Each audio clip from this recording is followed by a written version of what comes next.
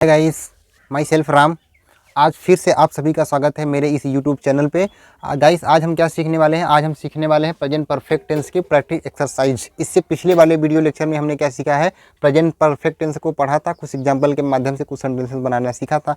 आज इसमें क्या है? आज केवल इसमें सेंटेंस ही दिया गया है, सेंटेंस दिया गया है, कुछ रूल भी लिखा है। इसी रूल के माध्यम से हम सेंटेंसेस को बनाना सीखेंगे। लेकिन इससे शुरुआत करने से पहले मैं आपसे रिक्वेस्ट करूंगा कि जो भी आज इस चैनल पे नए हैं, कृपया इस चैनल को सब्सक्राइब करें और सब्सक्राइब के बगल जो घंटी का निशान है उसको जरूर दबाइए। इंग्लिश सीखने की एक भी वीडियो आपको मिस नहीं करनी है। Good luck guys. तो आइए देखते हैं सेंटेंस की पहचान क्या होती है। तो अगर आपने मेरा प्रेजेंट परफेक्ट टेंस का वीडियो लेक्चर देखा है तो आपको समझ में आ गया होगा कि इसमें पहचान क्या होती है। लेकिन फिर भी मैं कुछ पहचान बता दे रहा हूँ, उसके बाद हम एक्सरसाइज करते हैं। तो देखिए, इसमें पहचान क्या होती है? इसमें पहचान होती है कि सेंटेंस के एंड में, अंत में, सेंटेंस के आखिरी में क्या रहेगा? चुका है, चुकी है, चुके हैं, चुका हूँ, लिया हूँ, दिया हूँ, दी है, की है, ली है, सोई है, गई है। इस तरह से सेंटेंस की पहचान होती है। अगर ये सेंटेंस में अगर आपको दिख रहा है तो आप तुरंत समझ जाइए कि ये है प्रेजेंट परफेक्ट टेंस है। इसमें जो मेरा काम रहेगा, आप इसको ध्यान से समझिएगा, इसमें प्रेजेंट परफेक्ट टेंस में जो मेरा काम होता है वो काम कंप्लीट हो चुका रहता है, यानी कि ख़त्म हो चुका रहता है। आप इस तरह से भी समझ सकते हैं। अगर नहीं समझ पा रहे हैं तो आप इसको देख लीजिए, चुका है, चुकी है। तो देखिए, यहाँ पे सेंटेंस लिखा गया है और इस सेंटेंस में आपको कहीं पर भी चुका है, चुकी है नहीं दिख रहा है। लेकिन फिर भी जितना सेंटेंस लिखा गया ये सब है प्रेजेंट परफेक्ट टेंस का ही सेंटेंस है ये। तो देखिए, सेंटेंस बनेगा कैसे, पहले आप इसको देख लीजिए। फार्मूला देख लीजिए। फार्मूला क्या होता है? ANI। इसका मतलब क्या होता है? पहले आप इसको जान लीजिए। ए का मतलब होता है अफर्मेटिव सेंटेंस, एन का मतलब होता है निगेटिव सेंटेंस, आई का मतलब होता है इंट्रोगेटिव सेंटेंस, एन आई का मतलब होता है interrogative negative sentence. Affirmative sentence किसे कहते हैं? जिस सेंटेंस में नॉट न आया हो या कोई प्रश्न न पूछा गया, वही होता है मेरा अफर्मेटिव सेंटेंस। निगेटिव सेंटेंस क्या होता है? जिस सेंटेंस में नॉट आया रहता है। देखिए, इसमें नॉट आया है तो ये क्या है? एक निगेटिव सेंटेंस है। इंट्रोगेटिव, जिसमें कोई प्रश्न पूछा गया हो। प्रश्न जैसे, क्या आप गए हैं, क्या आप खाना खाए हैं, क्या आप सोए हैं, क्या आप ब्रश किए हैं। तो क्या से क्वेश्चन पूछा जाएगा।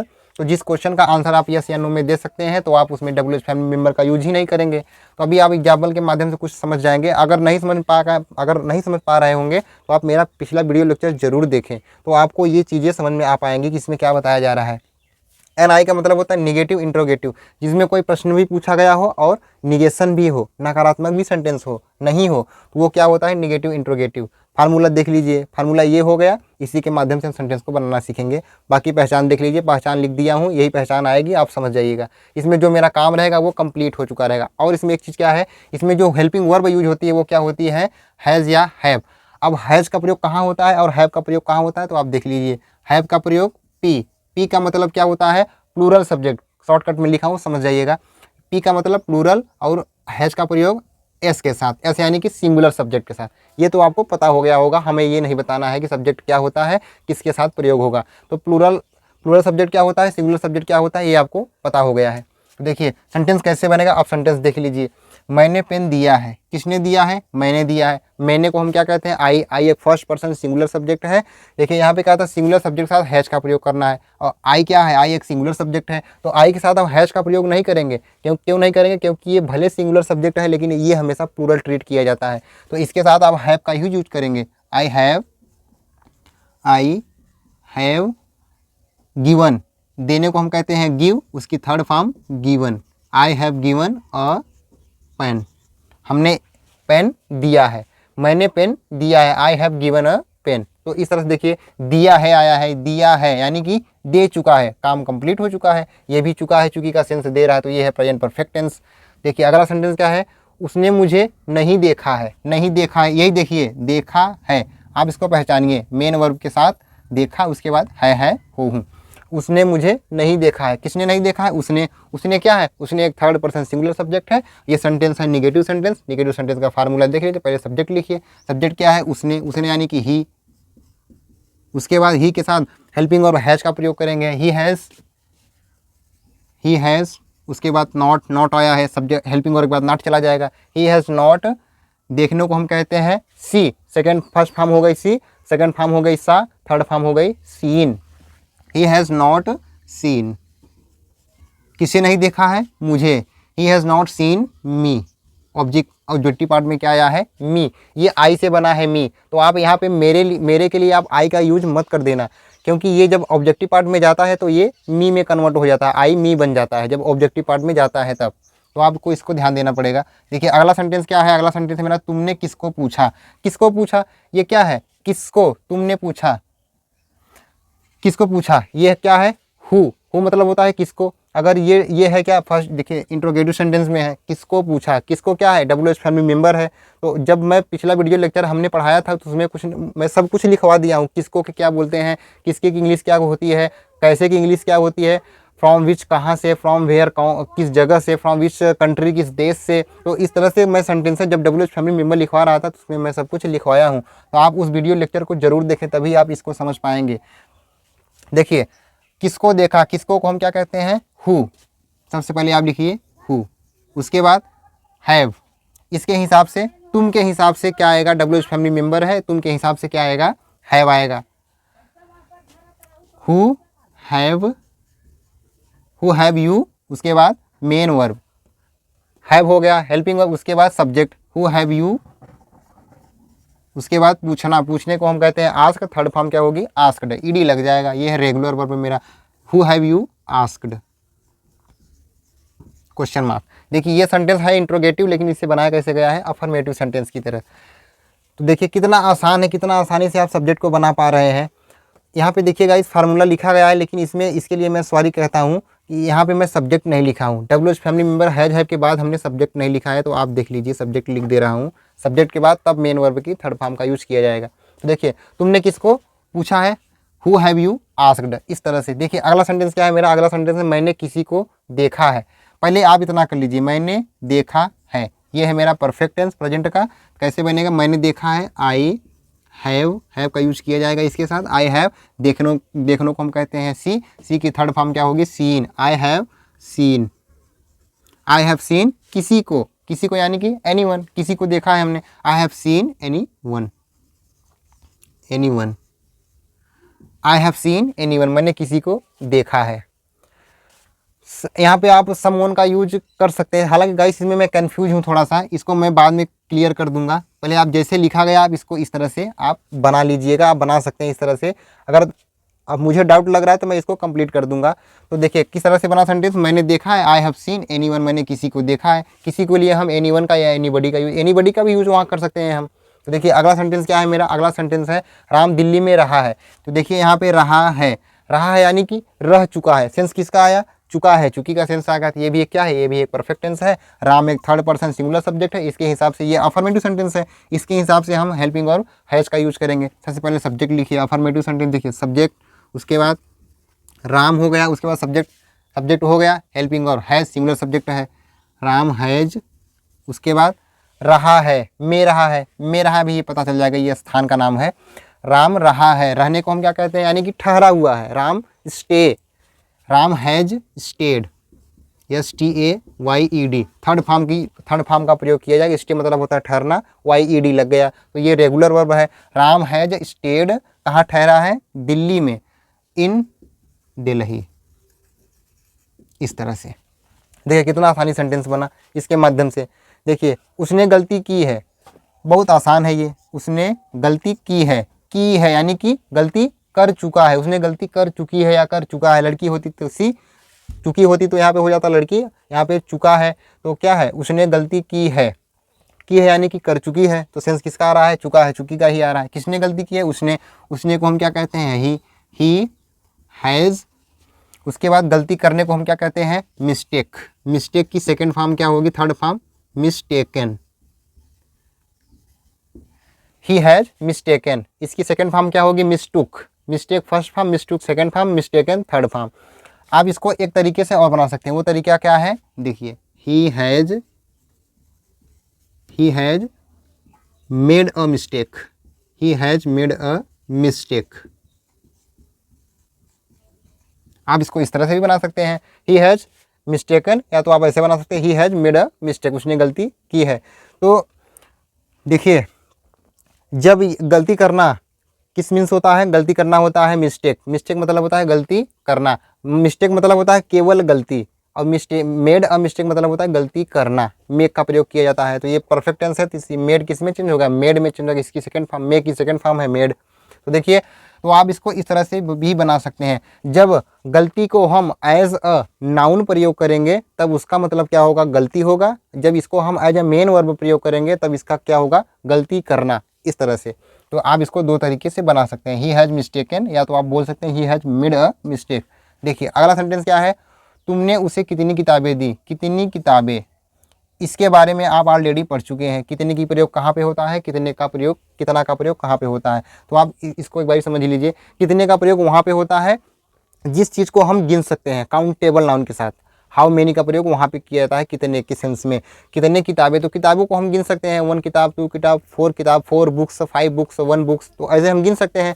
तो यहाँ पे हम हाउ मेनी का यूज करेंगे। और हाउ मच का प्रयोग कहाँ पे करेंगे, अनकाउंटेबल नाउन के साथ।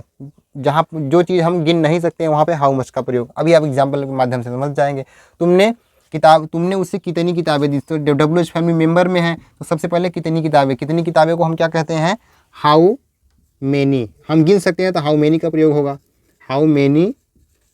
उसके बाद बुक्स, प्लूरल सब्जेक्ट है, किताबें यानी कि ढेर किताबें हैं तो यहाँ पे बुक्स होगा, हाउ मेनी बुक्स। उसके बाद तुमने, इसके हिसाब से हेल्पिंग वर्ब आएगी, how many books have, WH family member में है, have you, how many books have you given, देने को हम कहते हैं गी, उसकी थर्ड फॉर्म क्या होगी, given. How many books have you given, किसे दी है, ऑब्जेक्टिव पार्ट में उसे को हम क्या कहते हैं, ही। लेकिन यहाँ पे ही नहीं, ऑब्जेक्टिव पार्ट में आया है तो वो हिम हो जाएगा। How many books have you given him, तो हिम हो जाएगा। देखिए कितना आसानी से ये सेंटेंस बना, इसके माध्यम से WH फैमिली मेंबर था। देखिए अगला सेंटेंस क्या है, हमने उसे कितने पैसे दिए। अब यहाँ पे देखिए, यहाँ पे कितनी किताबें थी, यहाँ पे कितने पैसे हैं, तो आप पैसे को नहीं गिन सकते हैं। 1 पैसा, 2 पैसा, 3 पैसा, आप ऐसे नहीं कर सकते हैं। तो यहाँ पे हाउ मच का प्रयोग किया जाएगा। तो सबसे पहले आप इसी तरह से बनाया जाएगा। यहाँ पे हाउ मेनी था, यहाँ पे हाउ मच है, तो लिखिए आप हाउ मच, हाउ मच। उसके बाद पैसे, हाउ मच मनी,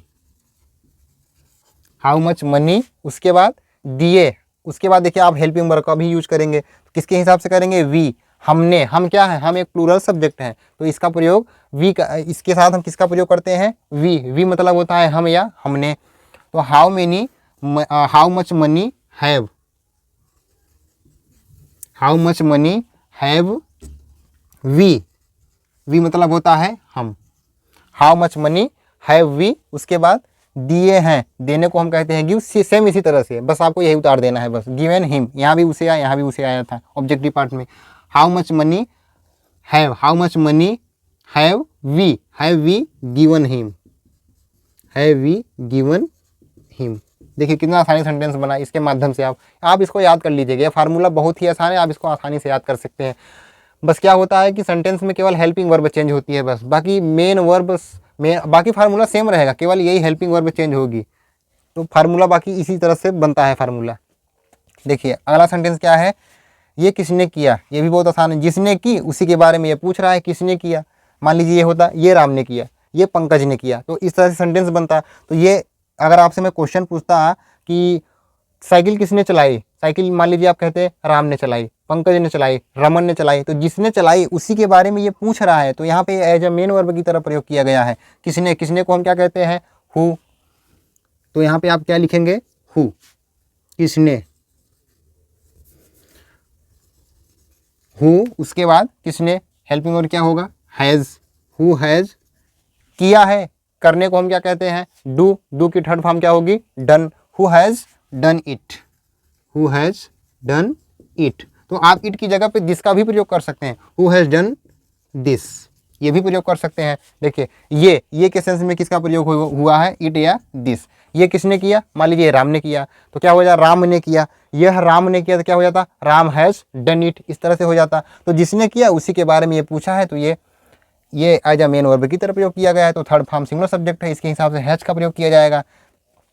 ये है सेंटेंस इंट्रोगेटिव में, लेकिन बनाया कैसे गया है, अफर्मेटिव सेंटेंस की तरह। यहाँ पे राम न होकर के यहाँ पर हु ही सब्जेक्ट हो गया है, हु हैज़ डन इट या हु हैज़ डन दिस। देखिए अगला सेंटेंस क्या है, मैंने किसी से नहीं पूछा। ये पहले आप इतना कर लीजिए, मैंने नहीं पूछा है, पूछा यानी कि पूछ चुका है, जो भी काम है मेरा कंप्लीट हो चुका है। मैंने किसी से नहीं पूछा, क्या होगा, आई हैव नॉट, पूछने को हम कहते हैं आस्क, उसकी थर्ड फॉर्म क्या होगी, asked. I have not asked ED form, regular verb है। आई हैव नॉट आस्क्ड, पूछा है, किसी से नहीं पूछा। आई have not asked anyone, anyone का भी प्रयोग कर सकते हैं आप चाहे तो एनीबडी का भी प्रयोग कर लीजिए, एनीबडी, आप दोनों का यूज कर सकते हैं।